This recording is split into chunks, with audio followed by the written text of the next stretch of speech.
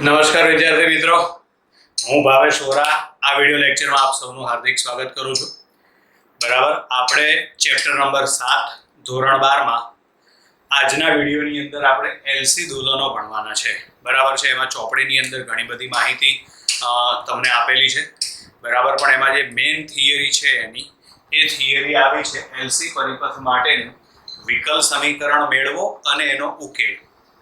બરાબર, વિકલ સમીકરણ મેળવો અને આ વિકલ સમીકરણનો ઉકેલ આપણે ભણવાનો છે. બરાબર, તો હવે પહેલા તો નામ ઉપરથી એટલી ખબર પડી જાય, એલસી, એલ એટલે ઇન્ડક્ટન્સ અને સી એટલે કેપેસિટન્સ. બરાબર, એટલે આ પરિપથમાં ઇન્ડક્ટર અને કેપેસિટર જ આવશે, બીજું કોઈ આવશે નહીં. બરાબર, એટલે એના માટેનો અહીં આગળ એક પરિપથ આપણે આકૃતિમાં દર્શાવેલો છે. બરાબર છે, જેને એલસી પરિપથ કહેવાય છે. બરાબર, એટલે અહીં લખેલું છે આકૃતિમાં દર્શાવ્યા મુજબ કેપેસિટર સાથે ઇન્ડક્ટર જોડવામાં આવે છે, જેને એલસી પરિપથ કહે છે. આકૃતિમાં દર્શાવ્યા પ્રમાણે કેપેસિટર સી સાથે ઇન્ડક્ટર એલ જોડવામાં આવે છે, જેને એલસી પરિપથ કહે છે. ક્લિયર અહીં સુધી? બરાબર, હવે ત્યાર પછી આગળ છે આની અંદર છે ને આ જે કેપેસિટર સી છે તેને પ્રારંભમાં સંપૂર્ણ ચાર્જ કરેલું રાખવામાં આવે, એટલે કે પ્રારંભમાં કેપેસિટર પરનો વિદ્યુત ભાર મહત્તમ હશે. બરાબર, પ્રારંભમાં કેપેસિટર પરનો વિદ્યુત ભાર મહત્તમ હશે. કેપેસિટરને પ્રારંભમાં સંપૂર્ણ ચાર્જ કરેલું રાખવામાં આવે છે. ધારો કે આ વખતે કેપેસિટર પરનો વિદ્યુત ભાર છે Qm, કેપેસિટર પરનો મહત્તમ વિદ્યુત ભાર Qm છે. બરાબર, અને t બરાબર 0 સમયે ઇન્ડક્ટરને પરિપથમાં જોડવામાં આવે છે. કયા સમયે જોડવાનું? t બરાબર 0 સમયે ઇન્ડક્ટરને પરિપથમાં જોડવામાં આવે છે. એટલે જ્યારે આપણે પરિપથમાં ઇન્ડક્ટર જોડીએ એ સમય કયો લઈ લેવાનો થશે? 0. હવે થશે શું? કેપેસિટર સંપૂર્ણ ચાર્જ કરેલું છે. કેપેસિટર સંપૂર્ણ ચાર્જ કરેલું છે. બરાબર છે, હવે તમે ઇન્ડક્ટરને જેવું જોડશો એટલે આ કેપેસિટર છે ને એ ઇન્ડક્ટર મારફતે ડિસ્ચાર્જ થશે, એટલે કે કેપેસિટર પરનો વિદ્યુત ભાર ઘટશે અને પરિપથમાંથી વહેતો વિદ્યુત પ્રવાહ વધશે. બરાબર, ઇન્ડક્ટર મારફતે કેપેસિટર ડિસ્ચાર્જ થશે, પરિણામે હવે કેપેસિટર પરનો વિદ્યુત ભાર ઘટે. બરાબર, અને પરિપથમાંથી વહેતો વિદ્યુત પ્રવાહ વધે. આપણે કોઈ t સમયની ગણતરી કરીએ તો ધારો કે t સમયે માર્કર પડી ગઈ. ધારો કે કોઈ t સમયે કેપેસિટર પરનો વિદ્યુત ભાર છે q અને પરિપથમાંથી વહેતો વિદ્યુત પ્રવાહ છે I. બરાબર, એટલે અહીં સમજીએ, અહીં કેપેસિટરને પ્રારંભમાં સંપૂર્ણ ચાર્જ રાખવામાં આવે છે, એટલે કે કેપેસિટર પરનો વિદ્યુત ભાર મહત્તમ, આ મહત્તમ વિદ્યુત ભાર Qm છે. બરાબર, એટલે કેપેસિટર પરનો મહત્તમ વિદ્યુત ભાર કેટલો છે? Qm. t બરાબર 0 સમયે ઇન્ડક્ટરને પરિપથમાં જોડવામાં આવે છે. પરિણામે હવે કેપેસિટર ઇન્ડક્ટર મારફતે ડિસ્ચાર્જ થાય છે. બરાબર, આ તમે ઇન્ડક્ટરને પરિપથમાં જોડો એટલે આ પરિપથ પૂર્ણ થયો, જેથી કરીને આ કેપેસિટર ઇન્ડક્ટર મારફતે ડિસ્ચાર્જ થાય છે, એટલે કે કેપેસિટર પરનો વિદ્યુત ભાર ઘટે છે અને પરિપથમાંથી વહેતો વિદ્યુત પ્રવાહ વધે છે. એટલે લખેલું છે, એટલે કે કેપેસિટર પરનો વિદ્યુત ભાર ઘટે છે અને પરિપથમાંથી વહેતો વિદ્યુત પ્રવાહ વધે છે. ધારો કે કોઈ t સમયે કેપેસિટર પરનો વિદ્યુત ભાર Q અને પરિપથમાંથી વહેતો વિદ્યુત પ્રવાહ I છે. બરાબર, કેપેસિટર પરનો વિદ્યુત ભાર Q અને પરિપથમાંથી વહેતો વિદ્યુત પ્રવાહ I છે. હવે આપણે આમાં કિર્ચોફનો લૂપનો નિયમ લાગુ પાડીએ. લૂપનો નિયમ એટલે બીજો નિયમ. બરાબર, તો એમાં આ જે કેપેસિટર છે એનું વિદ્યુત સ્થિતિમાન છે Vc, આ ઇન્ડક્ટર છે એનું વિદ્યુત સ્થિતિમાન છે VL. બરાબર, તો કેપેસિટરનું વિદ્યુત સ્થિતિમાન Vc અને ઇન્ડક્ટર નું વિદ્યુત સ્થિતિમાન આવશે VL. તો Vc VL બરાબર શું આવશે? 0. Vc VL બરાબર 0. આમાં Vc બરાબર તો VC બરાબર આવે Q upon C અને VL બરાબર તો VL બરાબર આવશે -L di upon dt બરાબર શું આવશે 0 બરાબર VC ની કિંમત મૂકી દો એટલે Q upon C VL ની કિંમત લખો એટલે -L di upon dt બરાબર 0 હવે આમાં તમે I ની કિંમત લખો I એટલે શું છે તો I એટલે વિદ્યુત પ્રવાહ તો I બરાબર dq upon dt અહીં ઋણ નિશાની શું કામ લખી છે તો એનું કારણ કે આગળ આપણે કીધું એમ પ્રમાણે જેમ જેમ સમય પસાર થાય તેમ તેમ વિદ્યુત ભાર q ના મૂલ્યમાં શું થાય છે ઘટાડો સામે પ્રવાહમાં શું થાય છે વધારો એટલે ઋણ નિશાની દર્શાવે છે કે q ઘટે તેમ I વધે છે એટલે વિદ્યુત ભાર ઘટે તેમ પ્રવાહ વધે છે બરાબર એટલે હવે તમે આ જે I ની કિંમત છે એ અહીં મૂકી દો તો આ માઈનસ અને આ માઈનસ બંને શું થઈ જશે પ્લસ માટે સમીકરણ બની જશે પહેલા આ પદ લખીએ એટલે L d2 q upon dt2 plus q upon c બરાબર 0 બરાબર આ કિંમત તમે અહીં સમીકરણમાં મૂકી દો માટે L d2 q upon dt2 plus q upon c બરાબર 0 સમીકરણને તમે L વડે ભાગી નાખો માટે d2 q upon dt2 plus q upon lc બરાબર 0 આ સમીકરણને L વડે ભાગી નાખો અહીં L વડે ભાગો તો L ઉડી જાય અહીં L વડે ભાગો એટલે q upon lc થઈ જાય આ સમીકરણ સરળ આવર્ત ગતિનું વિકલ સમીકરણ સરળ આવર્ત ગતિનું વિકલ સમીકરણ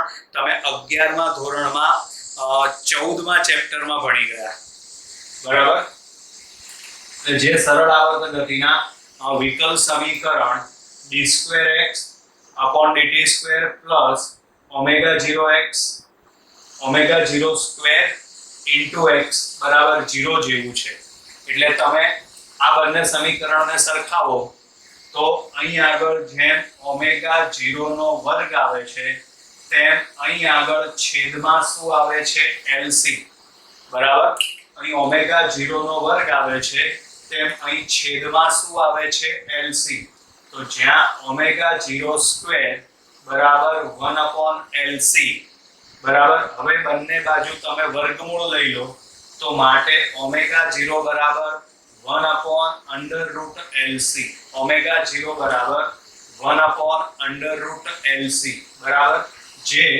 પ્રાકૃતિક કોણીય આવૃત્તિ છે ઓમેગા 0 ને શું કહેવાય પ્રાકૃતિક કોણીય આવૃત્તિ બરાબર છે એટલે આ છે ને એનું વિકલ સમીકરણ થઈ ગયું 2 માર્ક્સમાં પૂછી શકાય LC પરિપથ માટે તો LC દોલનો માટેનું વિકલ સમીકરણ મેળવો તો તમારે વિકલ સમીકરણ એટલે અહીં સુધી લખવાનું થશે આ સમીકરણને તેનું વિકલ સમીકરણ કહેવાય આ સમીકરણ સરળ આવર્ત ગતિના વિકલ સમીકરણ જેવું થશે બરાબર એમાં ઓમેગા 0 સ્ક્વેર બરાબર 1 upon LC આ સૂત્ર આપણે આગળ આ જ ચેપ્ટરમાં આવી ગયું છે જ્યાં ઓમેગા 0 ને શું કહેવાય પ્રાકૃતિક કોણીય આવૃત્તિ હવે એનો ઉકેલ તો એનો ઉકેલ મેળવવા માટે q બરાબર આવશે qm cos omega 0 t plus phi આ એનો ઉકેલ છે આમાં આપણે qm એ શું છે તો કે qm એ વિદ્યુત ભારનું મહત્તમ મૂલ્ય છે અને phi એ શું છે પ્રારંભિક કળા છે અહીં આપણે પ્રારંભિક કળા phi ની કિંમત મેળવવાની છે તો એની કિંમત મેળવવા માટે અહીં લખ્યું છે t બરાબર 0 સમયે કેપેસિટર પરનો વિદ્યુત ભાર કેટલો છે qm આ શરત પરથી આપણે પ્રારંભિક કળા મેળવી શકીએ બરાબર qm એ વિદ્યુત ભારનું મહત્તમ મૂલ્ય અને phi એ પ્રારંભિક કળા છે આમાં આપણે કોની કિંમત મેળવવાની છે phi ની તો phi ની કિંમત મેળવવા માટે t બરાબર 0 સમયે q બરાબર qm કેપેસિટર પરનો વિદ્યુત ભાર મહત્તમ આ બંને કિંમત તમે અહીં મૂકી દો એટલે q ના બદલે શું લખવાનું થશે qm બરાબર qm cos t ના બદલે 0 લખી દો એટલે આ પદ નીકળી જાય તો ખાલી phi બાકી વધે એટલે qm બરાબર qm cos phi ચલો આમાં qm ઉડાડી દો તો માટે cos phi બરાબર શું આવશે 1 માટે phi બરાબર શું આવશે 0 પ્રારંભિક કળા ફાઈ બરાબર શું આવશે 0. ચલો એટલે અહીંયા આગળ પ્રારંભિક કળા ફાઈ બરાબર 0. આ ફાઈ બરાબર 0 સૂત્ર એટલે ફાઈ બરાબર 0 કિંમત અહીં મૂકી દો તો વિદ્યુતભાર Q નું સૂત્ર શું આવે? તો વિદ્યુતભાર Q નું સૂત્ર આવે Q બરાબર Qm cos omega 0t + phi. એટલે આના ઉપરથી આપણે લખી શકીએ કે કેપેસિટર પરનો વિદ્યુતભાર છે ને એ cos વિધેય અનુસાર બદલાય છે. હવે પ્રવાહ મેળવવા માટે તો પ્રવાહ મેળવવા માટે I બરાબર માઈનસ dq/dt I બરાબર માઈનસ dq/dt જે આપણે આગળ પણ લખેલું છે અહીંયા આગળ છે I બરાબર dq/dt. આમાં આપણે આગળ બધી જગ્યાએ I અહીં આગળ એક I આપણે સ્મોલ I લખી નાખીએ બરાબર. કેપિટલ I લખેલું ભૂલથી ત્યાં સ્મોલ I લખી નાખીએ કારણ કે બધી જગ્યાએ સ્મોલ I છે. ચલો હવે I બરાબર માઈનસ dq/dt તો અહીંયા આગળ આ જ્યાં Q છે ને એના બરાબર આ કિંમત તમે મૂકી દો બરાબર છે. ચલો તો આ કિંમત તમે મૂકી દો એમાં Qm અચળ છે એટલે વિકલનમાંથી બહાર d/dt cos ઓમેગા 0t. ચલો cos નું વિકલન તો cos નું વિકલન થશે માઈનસ sin એટલે માઈનસ માઈનસ પ્લસ પછી થશે. બીજી વસ્તુ વિકલનના નિયમ અનુસાર સહગુણક વડે ગુણો તો અહીં t નો સહગુણક કયો છે ઓમેગા તો તમે ઓમેગા વડે ગુણી નાખો બરાબર. શું કર્યું આની અંદર તો આ q ની કિંમત તમે અહીં આગળ મૂકી બરાબર. આ q ની કિંમત તમે અહીં આગળ મૂકી એમાં qm અચળ છે અચળ એટલે એ વિકલનમાંથી બહાર પાછળ બાકી વધે d/dt cos ઓમેગા 0t બરાબર. હવે આમાં આ qm એમના એમ લખ્યા મેં cos નું વિકલન શું થશે માઈનસ sin તો આ માઈનસ sin ઓમેગા 0t પણ વિકલનના નિયમ અનુસાર સહગુણક વડે ગુણો તો અહીં t નો સહગુણક કયો છે ઓમેગા 0 તો આપણે ઓમેગા 0 વડે અહીં ગુણ્યા. હવે માઈનસ માઈનસ શું થશે પ્લસ બરાબર qm * omega 0 sin omega 0t sin omega 0t બરાબર. આ જે સમીકરણ મળ્યું એમાં qm ઓમેગા 0 તો qm ઓમેગા 0 એટલે કે im જે મહત્તમ વિદ્યુત પ્રવાહ દર્શાવે છે qm * ઓમેગા 0 એના બરાબર શું થશે im જે મહત્તમ વિદ્યુત પ્રવાહ દર્શાવે છે એટલે આ કિંમત ઉપર મૂકી દો એટલે I બરાબર im sin ઓમેગા 0t જે વિદ્યુત પ્રવાહનું સૂત્ર છે. આના ઉપરથી એવું કહી શકાય કે વિદ્યુત પ્રવાહનું મૂલ્ય sin વિધેય અનુસાર બદલાય છે. વિદ્યુત ભારનું મૂલ્ય cos વિધેય અનુસાર બદલાય પ્રવાહનું મૂલ્ય sin વિધેય અનુસાર બદલાય છે. બીજી એક વસ્તુ ધ્યાનમાં રાખો ઊર્જાના સંદર્ભમાં જો આપણે સમજવું હોય માર્કર ગઈ ચાલશે. ઊર્જાના સંદર્ભમાં જો આપણે સમજવું હોય તો પ્રારંભમાં કેપેસિટર પરનો વિદ્યુત ભાર મહત્તમ છે બરાબર. અહીં આગળ આપણે આકૃતિ દોરીએ કેપેસિટર પરનો વિદ્યુત ભાર મહત્તમ છે બરાબર. પરિણામે પ્રારંભમાં કેપેસિટરમાં સંગ્રહિત વિદ્યુત ઊર્જા મહત્તમ હશે. કેપેસિટરમાં સંગ્રહિત ચુંબકીય ઊર્જા શૂન્ય હશે કારણ કે પ્રારંભમાં કોઈ પ્રવાહ વહેતો નથી. ફરીથી સમજો પ્રારંભમાં કેપેસિટર પરનો વિદ્યુત ભાર મહત્તમ છે પરિણામે કેપેસિટરમાં સંગ્રહિત વિદ્યુત ઊર્જા મહત્તમ હશે. પ્રારંભમાં પરિપથમાંથી વહેતો પ્રવાહ શૂન્ય છે પરિણામે ઇન્ડક્ટરમાં સંગ્રહિત ચુંબકીય ઊર્જા શૂન્ય હશે બરાબર છે. પછી જેમ જેમ પ્રવાહ પસાર થતો જાય બરાબર ઉપરની આ પ્લેટ ધન અને નીચેની આ પ્લેટ ઋણ છે બરાબર. તો હવે અહીં આગળ જેમ જેમ સમય પસાર થતો જાય તેમ તેમ વિદ્યુત પ્રવાહ I ની કિંમત વધતી જાય બરાબર અને કેપેસિટરનો વિદ્યુત ભાર ઘટતો જાય. કેપેસિટરનો વિદ્યુત ભાર ઘટતો જાય એટલે કેપેસિટરમાં સંગ્રહિત ઉર્જા ઘટતી જાય. પરિપથમાંથી વહેતો પ્રવાહ વધતો જાય એટલે ઇન્ડક્ટરમાં સંગ્રહિત ચુંબકીય ઉર્જા વધતી જાય. બરાબર છે. અને t બરાબર 0 સમયની પરિસ્થિતિ. હવે t બરાબર t/4 સમયે શું થશે? બરાબર, આવર્ત કાળનો ચોથો ભાગ.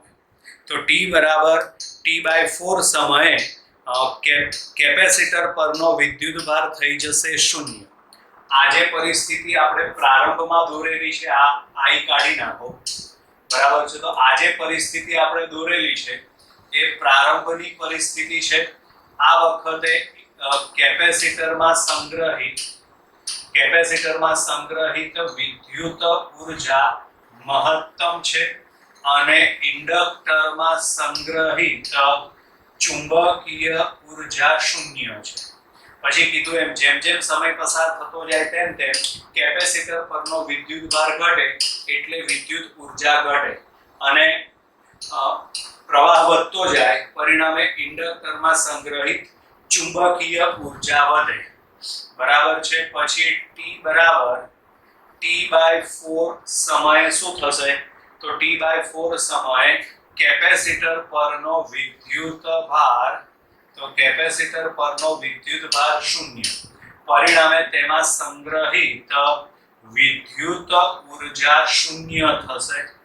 આ વખતે પરિપથમાંથી વહેતો વિદ્યુત પ્રવાહ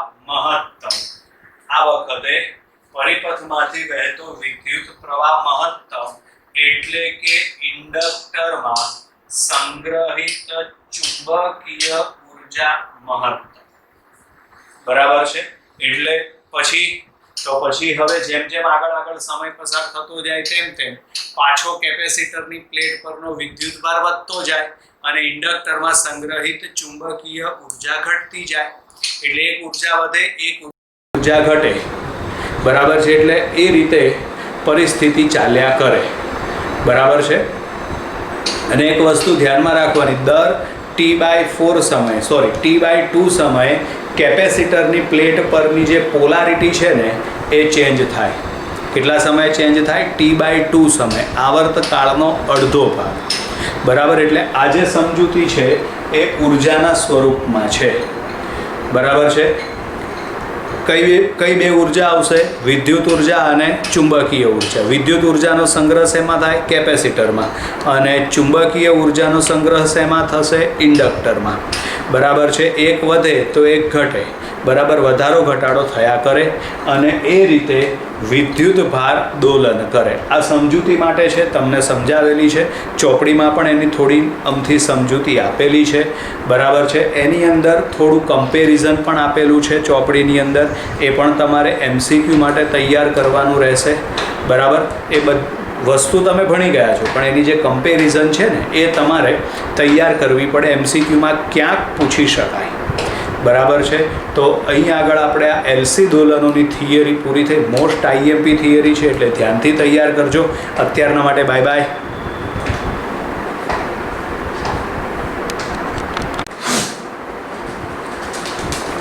નમસ્કાર વિદ્યાર્થી મિત્રો, હું ભાવેશ વોરા. આજના વિડીયો લેક્ચરમાં આપ સૌનું હાર્દિક સ્વાગત કરું છું. આ વિડીયોની અંદર આપણે ધોરણ 12 ચેપ્ટર નંબર 7ની સૌથી છેલ્લી થિયરી અને IMP થિયરી ટ્રાન્સફોર્મર વિશે આપણે અભ્યાસ કરવાનો છે. બરાબર. ટ્રાન્સફોર્મર એટલે પેલું પિક્ચરવાળું ટ્રાન્સફોર્મર નહીં. બરાબર છે. આપણા ઉપકરણ છે ટ્રાન્સફોર્મર, એનો આપણે અભ્યાસ કરવાનો છે. બરાબર. તો સૌથી પહેલાં તો આપણે એવું સમજી લઈએ કે આ ટ્રાન્સફોર્મરની જરૂરિયાત શું છે. ટ્રાન્સફોર્મર શું કામ જરૂરી છે? તો સમજો, આપણે અહીં આગળ બધી માહિતી એની લખીએ. બરાબર. તો આપણે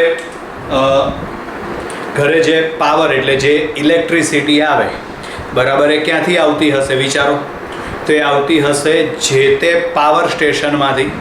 જેમ કે અમદાવાદ સિટી એરિયા હોય તો એમાં ઇલેક્ટ્રિસિટી ક્યાંથી આવે છે? તો ઇલેક્ટ્રિસિટી ટોરેન્ટ પાવર સ્ટેશનમાંથી આવે છે. બરાબર છે. પછી અમદાવાદમાં અમુક બહારના વિસ્તારમાં GEBમાંથી પણ પાવર આવે છે. બરાબર, એમ અલગ અલગ સિટી એરિયાની અંદર, સુરત અલગ હોય, ભાવનગર, રાજકોટ, બધી જગ્યાએ, બરાબર છે. તો એમ અલગ અલગ પાવર સ્ટેશનમાંથી જે તે જગ્યાએ પાવર આપણા ઘર સુધી પહોંચે, બરાબર છે. આ પાવર કઈ રીતે પહોંચે? તો આ પાવર પહોંચાડવા માટે ટ્રકમાં ભરીને તો લવાતો નથી કે બોક્સ ભરીને લવાતો નથી. એને એક જગ્યાએથી બીજી જગ્યાએ લઈ જવા માટે આપણે શેનો ઉપયોગ કરવો પડે છે? તારની લાઈનનો ઉપયોગ કરવો પડે છે. તમે રોડ ઉપર હેવી ટેન્શનવાળી તારની લાઈન તો જોઈ જ હશે, બરાબર છે. તો એમાં ઇલેક્ટ્રિસિટીને એક જગ્યાથી બીજી જગ્યાએ લઈ જવા માટે એનો ઉપયોગ થાય, એને ટ્રાન્સમિશન લાઈન કહેવાય, બરાબર છે. આ ટ્રાન્સમિશન લાઈન છે એ તમે કોઈ મેટલમાંથી જ બનાવશો, કોઈ ધાતુમાંથી જ બનાવવામાં આવે, બરાબર છે. ટ્રાન્સમિશન લાઈન એટલે તાર, બરાબર છે, કોઈ ધાતુમાંથી જ બનાવવામાં આવે. હવે દરેક ધાતુને પોતાનો અવરોધ હોય. સારી ગુણવત્તાવાળો તાર હોય, સારી ગુણવત્તાવાળી ધાતુનો જો આપણે ઉપયોગ કર્યો હોય તો એનો અવરોધ ઓછો હોય, અને જો લો ક્વોલિટીવાળી ધાતુનો આપણે ઉપયોગ કર્યો હોય તો એનો અવરોધ વધારે હોય.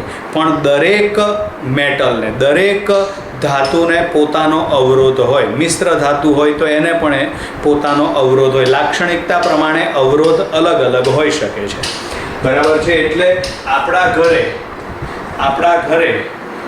એટલે સમજો અહીંયા આગળ આ પાવર સ્ટેશન લખીએ અને આ આપણું ઘર એટલે કે હોમ લખીએ. તો પાવર સ્ટેશનમાંથી જે કોઈ ઇલેક્ટ્રિસિટી જનરેટ થાય એ ઇલેક્ટ્રિસિટી આપણા ઘર સુધી પહોંચે. કયા મારફતે પહોંચે? તો એ તાર મારફતે આપણા ઘર સુધી પહોંચે, બરાબર છે. હવે દરેક તારને પોતાનો અવરોધ હોય, બરાબર, દરેક તારને પોતાનો અવરોધ હોય.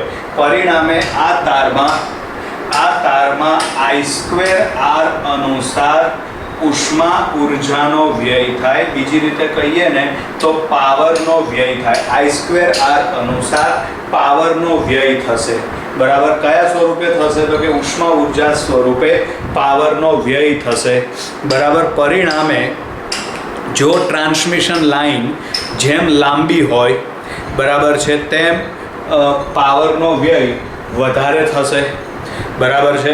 તો હવે તમે વસ્તુ વિચારો કે દૂર દૂર સુધી આપણે જો આ ઇલેક્ટ્રિસિટી લઈ જવી હોય, બરાબર છે, અને આપણે આ સૂત્ર પ્રમાણે વિચારીએ તો મોટા ભાગની ઉર્જાનો તો શું થઈ જશે? વ્યય થઈ જશે, બરાબર છે. પરિણામે આપણે અમુક ગામડાઓની અંદર અથવા તો બહુ દૂરના વિસ્તારોની અંદર ઇલેક્ટ્રિસિટી પહોંચાડી ન પણ શકીએ એવું પણ બને.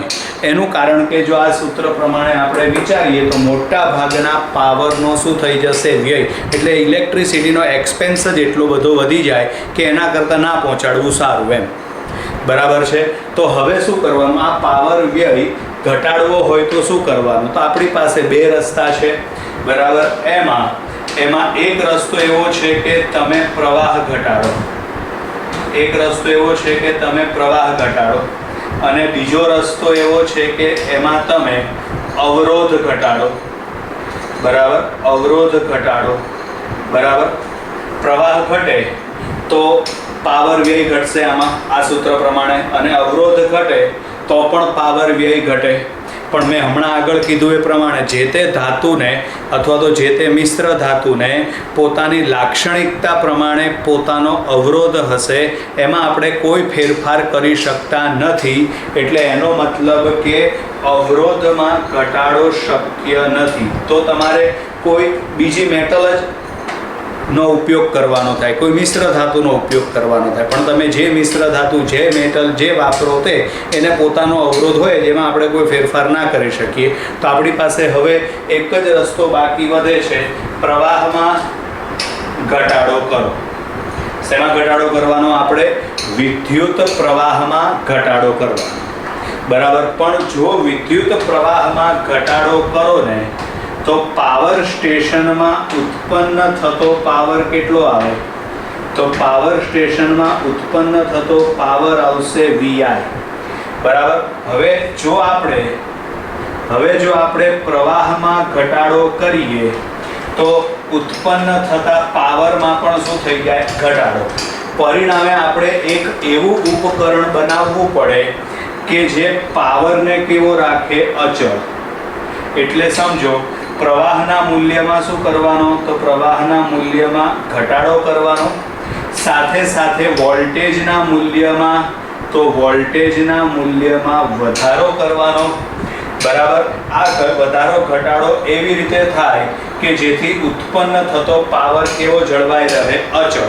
એટલે જો પ્રવાહ આપણે ઘટાડી દઈએ તો આ સૂત્ર અનુસાર ઉષ્મા ઉર્જા સ્વરૂપે વ્યય પામતો પાવર ઘટી જાય. બરાબર છે? વ્યય પામતો પાવર ઘટી જાય. બરાબર. એટલે આવું ઉપકરણ આપણે ક્યાં મૂકવું પડે? તો કે પાવર સ્ટેશનની નજીક, અથવા તો આ ઇનબિલ્ટ જ હોય, પાવર સ્ટેશનની અંદર આ વસ્તુ મૂકેલી જ હોય. બરાબર છે? અહીંથી વોલ્ટેજમાં શું કરવાનો છે? વધારો. આ વોલ્ટેજ વધારીને 10,000 વોલ્ટ, 5,000 વોલ્ટ એવો કરી દેવામાં આવે છે. બરાબર છે? આવો પાવર એ તમારે આપણા ઘર સુધી પહોંચી જાય. બરાબર છે? હવે આપણા ઘરમાં જે કોઈ ઉપકરણ ચાલે છે એ બધા ઉપકરણ 230 વોલ્ટ ઉપર ચાલે છે. બરાબર. જ્યારે અહીં જે પાવર મળ્યો 5,000 વોલ્ટ, 10,000 વોલ્ટ જેટલો વધારે મળ્યો, તો પાછું તમારે અહીં આગળ વોલ્ટેજને ઘટાડવા પડે. અને વોલ્ટેજને ઘટાડીને કેટલા કરવા પડે? આપણા ઘરમાં યુઝ થઈ શકે એટલા, એટલે કે 230 વોલ્ટ સુધી લાવવા પડે એને. એટલે વોલ્ટેજમાં શું કરવો પડશે? ઘટાડો કરવો પડશે. એટલે એક ટ્રાન્સફોર્મર અહીં આગળ પણ તમારે મૂકવું પડે. બરાબર. એટલે અહીં આગળ પાવર સ્ટેશનની નજીક વોલ્ટેજ વધારવો પડે. વોલ્ટેજ વધારો, પરિણામે પ્રવાહ ઘટશે. આ વધારો ઘટાડો એવી રીતે થાય કે જેથી પાવર અચળ જળવાઈ રહે. પ્રવાહ ઘટે છે જેથી ઉર્જાનો વ્યય ઘટશે. બરાબર છે? પણ અહીં વોલ્ટેજ વધ્યો એટલે આ વોલ્ટેજ વધારીને કેટલો કરી દેવાનો હોય છે? 5,000, 10,000. આવા દાખલાઓ પણ છે, આપણે જ્યારે ગણીશું ત્યારે વધારે ખબર પડશે. બરાબર. હવે આ આવો પાવર આપણા ઘર સુધી પહોંચી જાય, પણ ઘરમાં જે ઉપકરણ છે તો 230 વોલ્ટ ઉપર કામ કરે છે. બરાબર. હવે ધારો કે આ 10,000 છે, તો 10,000 આપણા ઘર સુધી પહોંચી જાય અને ડાયરેક્ટ આપી દેવામાં આવે તો ઉપકરણોને નુકસાન થાય.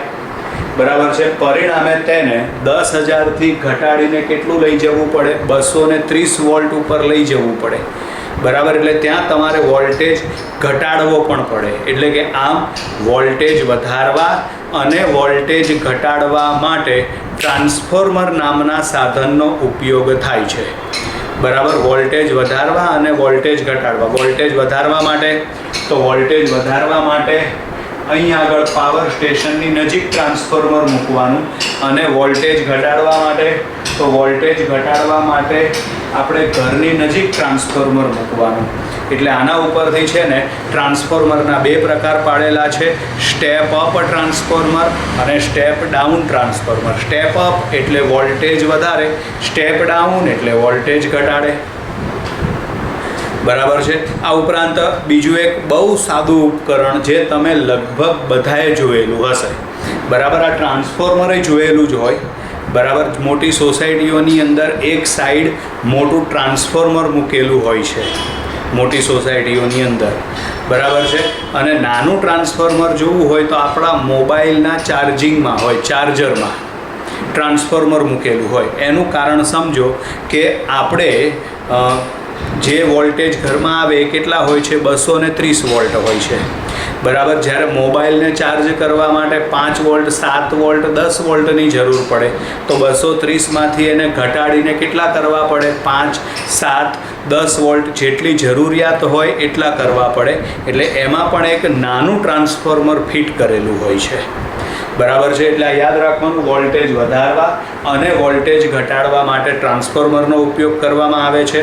જો વોલ્ટેજ વધે તો સ્ટેપ અપ ટ્રાન્સફોર્મર, વોલ્ટેજ ઘટે તો સ્ટેપ ડાઉન ટ્રાન્સફોર્મર કહેવામાં આવે છે. ક્લિયર? ચલો, હવે ટ્રાન્સફોર્મરનો સિદ્ધાંત, એટલે ટ્રાન્સફોર્મર શું કામ જરૂરી છે એ પહેલાં સમજવું પડે, એ આપણે તમને સમજાવી દીધું. હવે ટ્રાન્સફોર્મર કયા સિદ્ધાંત અનુસાર કામ કરે? તો ટ્રાન્સફોર્મર વિદ્યુત ચુંબકીય પ્રેરણના સિદ્ધાંત અનુસાર કામ કરે. ટ્રાન્સફોર્મર વિદ્યુત ચુંબકીય પ્રેરણના સિદ્ધાંત અનુસાર કામ કરે છે. બરાબર. હવે એની રચના, તો આ બે રચના આપણે આકૃતિમાં તમને દર્શાવેલી છે. બરાબર. હવે શું છે, ટ્રાન્સફોર્મરમાં એકબીજાથી અલગ કરેલ બે કોઇલ હોય. બંનેમાં બે કોઇલ એટલે વાહક તારનું પૂછું. બરાબર છે. એકબીજાથી અલગ કરેલી બે કોઇલ હોય છે, જેમને નરમ લોખંડના ગર્ભ પર આકૃતિ એમાં દર્શાવ્યા પ્રમાણે એકબીજા ઉપર એટલે એક કોઇલ ઉપર બીજી કોઇલ વીંટાળવામાં આવે છે. બરાબર છે. જ્યારે આકૃતિ બીમાં દર્શાવ્યા પ્રમાણે આ જે નરમ લોખંડનો ગર્ભ છે, ગર્ભ એટલે એનો અંદરનો જે ભાગ હોય તે આપણે ગ્રીન માર્કર વડે દર્શાવેલ છે. બરાબર. તેમાં બે અલગ અલગ એટલે કે સામ સામે બે કોઇલ જોડવામાં આવે છે. બરાબર. ટ્રાન્સફોર્મરમાં એકબીજાથી અલગ કરેલ બે કોઇલ હોય છે, જેમને નરમ લોખંડના ગર્ભ પર આકૃતિ એમાં દર્શાવ્યા મુજબ એકબીજાની ઉપર અથવા આકૃતિ બીમાં દર્શાવ્યા મુજબ ગર્ભના બે અલગ અલગ ભાગ પર વીંટાળવામાં આવે છે. બરાબર. હવે બે ગૂંચળા, બે કોઇલ થઈ, એમાંના એક કોઇલને પ્રાથમિક ગૂંચળું એટલે કે પ્રાઇમરી કોઇલ કહે છે, જેમાં આટાની સંખ્યા NP, P મીન્સ પ્રાઇમરી. બે ગૂંચળા, બે કોઇલ થઈ, એમાંની એક કોઇલને પ્રાથમિક કોઇલ એટલે કે પ્રાથમિક ગૂંચળું કહે છે. ધારો કે તેમાં આટાની સંખ્યા NP છે, જ્યારે બીજા ગૂંચળાને ગૌણ ગૂંચળું એટલે કે સેકન્ડરી ગૂંચળું કહે છે, જેમાં આટાની સંખ્યા NS છે. જે પ્રાથમિક ગૂંચળું છે તેને ઇનપુટ કોઇલ કહેવાય અને જે સેકન્ડરી ગૂંચળું છે એને આઉટપુટ કોઇલ કહેવાય. ઇનપુટ કોઇલ એટલે જે તમારે આપવાનું હોય તે એ ઇનપુટ થયું અને આઉટપુટ એટલે સામે જે મેળવવાનું હોય તે. બરાબર છે.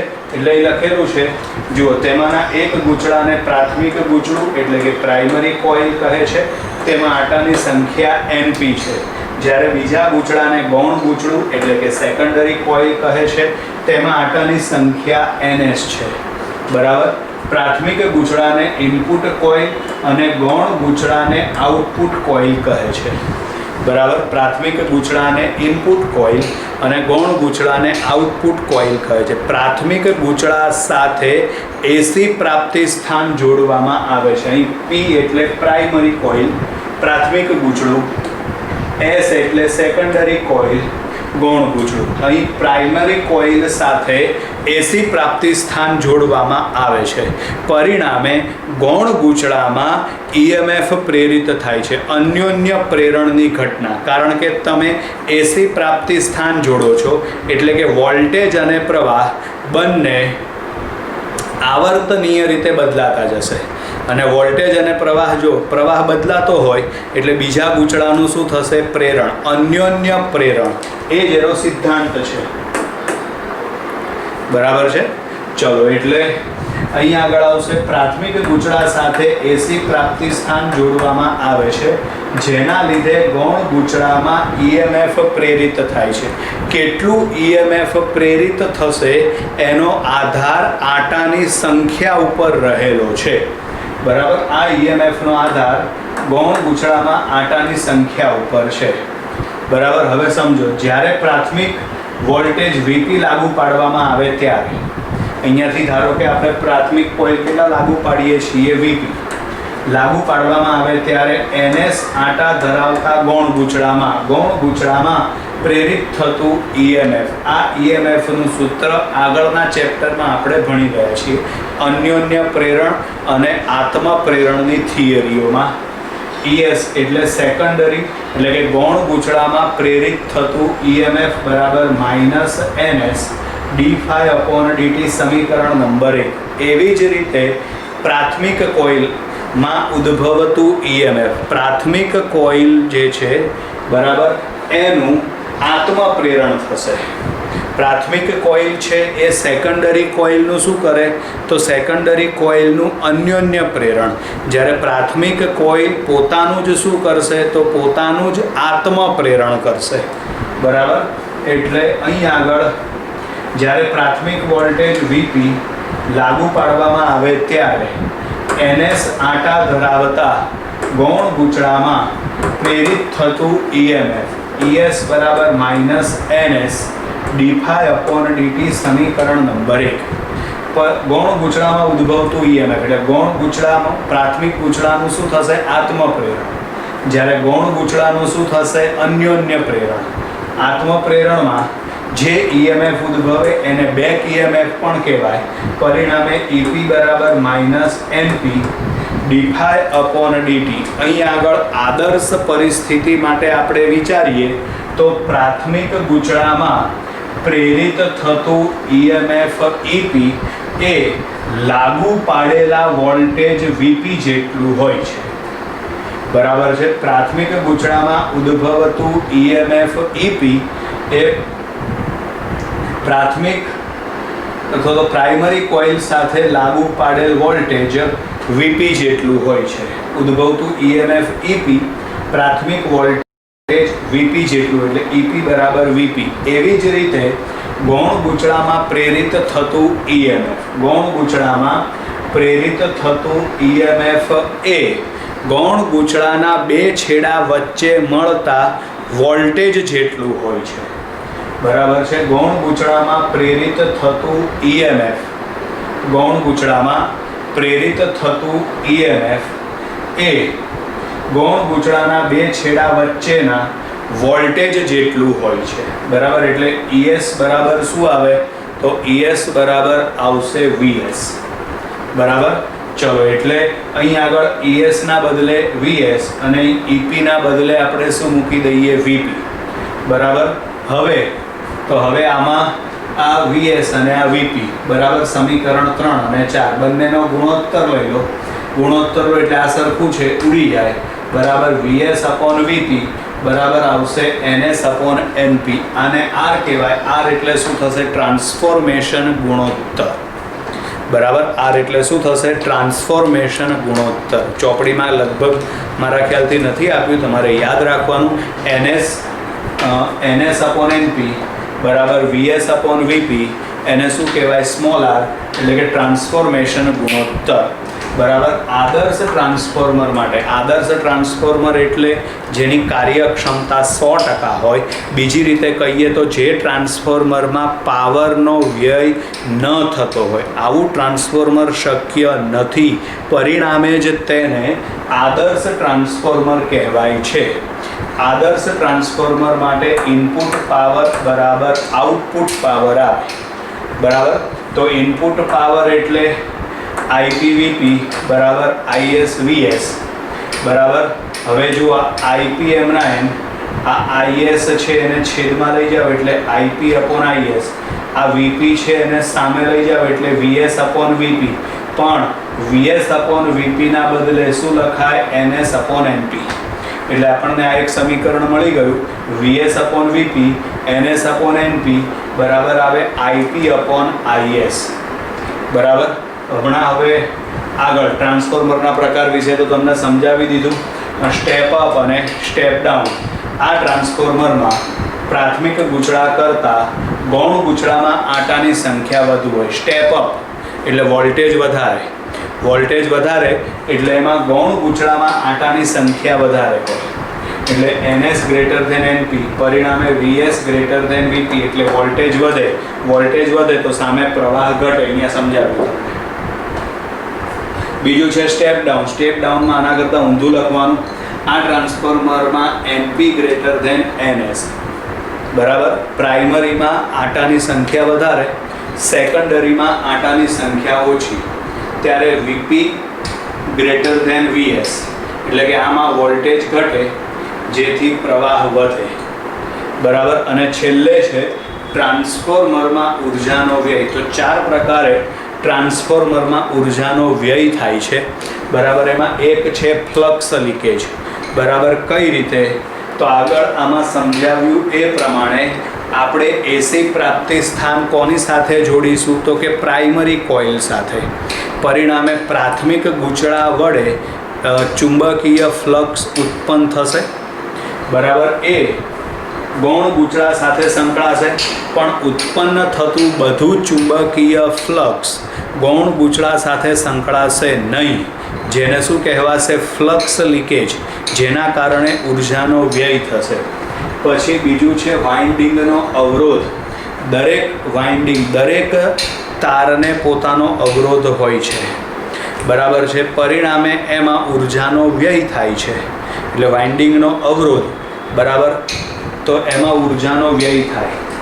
કયા પદ અનુસાર થાય? તો એમાં આવશે I²RT સૂત્ર અનુસાર ઉર્જાનો વ્યય થાય. પછી એડી પ્રવાહ, ઘૂમરી પ્રવાહ, જે આપણે આગળ છઠ્ઠા ચેપ્ટરમાં ભણી ગયા હતા. એડી પ્રવાહના કારણે પણ ઉર્જાનો વ્યય થશે. પછી આગળ છે હિસ્ટેરિસિસ વ્યય, હિસ્ટેરિસિસ સાયકલ, હિસ્ટેરિસિસ ચક્ર આપણે 5મા ચેપ્ટરમાં ભણ્યા હતા. ત્યારે એવું તમને કીધું હતું કે હિસ્ટેરિસિસ વક્ર વડે ઘેરાયેલા પ્રદેશનું ક્ષેત્રફળ એ એકમ કદ દીઠ જૂલ ઉષ્મા સ્વરૂપે વ્યય પામતી ઉર્જા દર્શાવે છે. એકમ કદ દીઠ જૂલ ઉષ્મા સ્વરૂપે વ્યય પામતી ઉર્જા દર્શાવે છે. ત્યારે એવું તમને મેં કીધું હતું, બરાબર છે. કે આ 4 પ્રકારે ટ્રાન્સફોર્મરમાં ઉર્જાનો વ્યય થાય છે. એક આવશે ફ્લક્સ લીકેજ, બીજું આવશે વાઇન્ડિંગનો અવરોધ, ત્રીજું આવશે એડી પ્રવાહ અને ચોથું આવશે હિસ્ટેરિસિસ વક્ર, બરાબર છે. આ ચારેય વિષયની થોડી સમજૂતી ચોપડીમાં તમને આપેલી છે, તમે એ પણ વાંચી શકો છો, અથવા તો મેં જે સમજૂતી તમને આપી એ પણ તમે તૈયાર કરી શકો છો, બરાબર છે. એટલે આમ તો આ ટ્રાન્સફોર્મરની થિયરી અહીં પૂરી થઈ ગઈ. એક છેલ્લે ટોપિક સમજાવવાનો છે જે MCQ માટે અગત્યનો છે, બરાબર. અહીં લખેલું છે આપણે આદર્શ ટ્રાન્સફોર્મર. પણ જો MCQની અંદર તમને એવું પૂછવામાં આવે વ્યવહારમાં વપરાતું ટ્રાન્સફોર્મર. કયું ટ્રાન્સફોર્મર? વ્યવહારમાં વપરાતું ટ્રાન્સફોર્મર. તો યાદ રાખવાનું, વ્યવહારમાં વપરાતા ટ્રાન્સફોર્મર માટે ઇનપુટ પાવર હંમેશા વધારે હોય, જ્યારે આઉટપુટ પાવર હંમેશા ઓછો હોય. કયા ટ્રાન્સફોર્મર માટે? વ્યવહારમાં વપરાતા ટ્રાન્સફોર્મર માટે ઇનપુટ પાવર વધારે, આઉટપુટ પાવર ઓછો, બરાબર છે. ચલો બીજી વસ્તુ, એક ગુજકેટમાં પ્રશ્ન પૂછાઈ ગયો છે. વ્યવહારમાં વપરાતા ટ્રાન્સફોર્મર માટે નીચેનામાંથી કઈ રાશિ બદલાતી નથી? બરાબર. એમાં તમને આપેલું હોય પાવર, વોલ્ટેજ, પ્રવાહ, આવૃત્તિ, બરાબર છે. તો આ બધામાંથી જવાબ કયો આવશે? આવૃત્તિ ના બદલાય.